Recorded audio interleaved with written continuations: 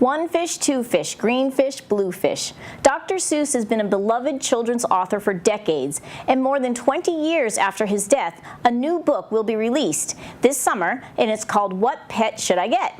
The new book, promising quintessential Seuss illustrations and rhymes, has created somewhat of a buzz, so PCN stopped into a local story time to hear more.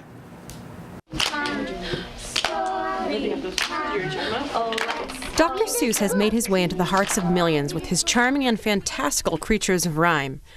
With an anticipated new story to hit bookshelves this summer, PCN wanted to see how our local libraries and bedtime storytellers alike are feeling about the new book. Dr. Seuss has been a huge inspiration for so many children's authors, and he just always brings that love of reading and love of rhyme to children at a very, very young age, and it continues throughout adulthood. It's wonderful to see that so many children and adults still love it even after many, many years. Dr. Seuss encourages imagination through so many different venues because his illustrations are so unique and bright and colorful, but also his words. Some of them don't even exist, so you have to use your imagination. What would Salasaloo look like, or what would Barbaloot look like? The pictures are there, of course, but then children's imaginations can run wild because a Barbaloot isn't a tiger that you can see in a zoo or anything like that. It's something that only exists in your mind, in Dr. Seuss's mind.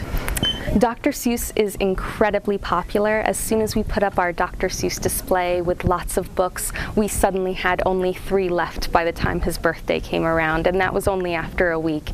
As soon as people are reminded how much they love Dr. Seuss, they will just grab it and walk down memory lane and introduce it to their children. It's wonderful to see.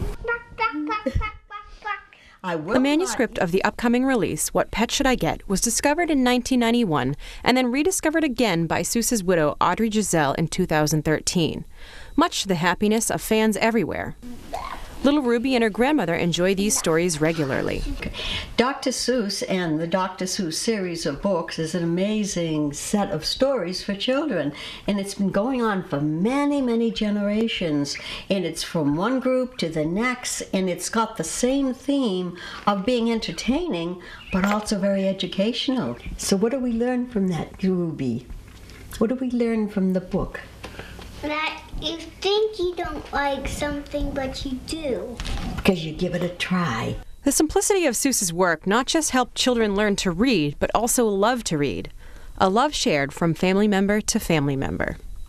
The new Dr. Seuss book isn't expected for a few months yet, but already there's a huge buzz about it in the library. We've pre-ordered the books, and if people could check them out beforehand and just put holds on them, I'm sure they would. We've had a lot of questions about it from librarians and teachers and parents, and we just want to get them as soon as possible because it's new and it's fun and it's excellent. The book is set to hit bookshelves July 28th, and Dr. Seuss's legacy is expected to live on. Reporting from your local storytelling corner, I'm Maureen Bates, PACTV Community News.